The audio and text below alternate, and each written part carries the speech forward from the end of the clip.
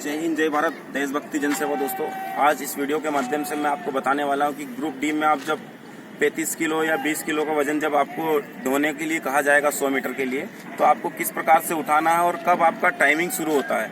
तो अधिकतर इस सदमे में है कि कैसे उठाना है, या उठाने के तुरंत बाद टाइमिंग शुरू हो जाता है, या फिर उठाने के बाद होता है, कब होता है। तो मैं आपको तरीका बता रहा हूँ, अपने विद्यार्थियों को भी बताना चाहता हूँ और इस YouTube चैनल के माध्यम से मैं आपको भी बताना चाहता हूँ।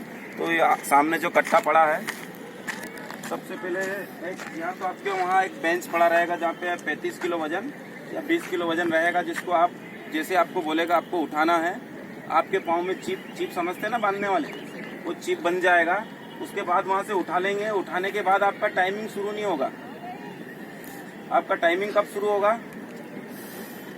आपकी जैसी ये रेखा है, वो सेंसर लगा हुआ रहेगा साइड में, उस सेंसर लगा रहेगा। और जब अपन ने कट्टा उठा लिया, भले आप 10 मिनट भी खड़े हो गए तो आपका टाइमिंग शुरू नहीं होगा। उसने भले गो बोल दिया, वो सेंसर के सामने से जब जैसे आपका पाँव आगे निकलेगा, सामने जो मशीन रहेगी, जैसे आप आगे निकलेंगे वहाँ से आपका टाइमिंग शुरू हो जाएगा। आपको कट्टा उठाने के लिए पर्याप्त समय दिया जाएगा। आपने कट्टा उठा लिया, आप बाकायदा उठाने के बाद खड़े भी रह सकते हैं, वापस रख भी सकते हैं और वापस उठा सकते हैं। लेकिन टाइम कब शुरू होगा आपका?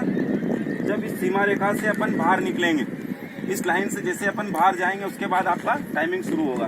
तो उठाने का तरीका आपको पता है, बैलेंस जिससे आप 35 किलो वजन हर आदमी उठाने में हो सकता है, खिंचाव भी आ जाए। तो एक शरीर का एक बैलेंस बनाना है, कैसे बनाना है वो मैं बताऊंगा।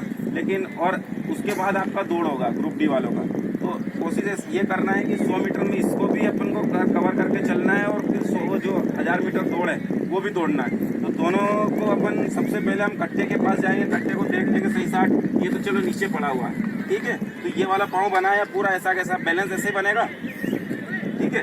पूरा ये लिया, पकड़ा ऐसे, ठीक है, मजबूत पकड़ के साथ रख लिया ऐसे करके। अब जैसे यहाँ से अपन आगे निकलेंगे और कंफर्टेबल नहीं बन रहा है तो वापस उतार भी सकते हैं। अब उसके बाद जैसे हम लोग यहाँ से आगे बढ़ेंगे, आपका टाइमिंग शुरू हो जाएगा। टाइमिंग शुरू होने के बाद आप बीच में कट्टा पटक भी सकते हो, लेकिन उस टाइमिंग के अंतर्गत ही अपने को वहाँ पहुँचना है। आप पैदल जा रहे हैं या दौड़ के जा रहे हैं, आपके ऊपर निर्भर करता है।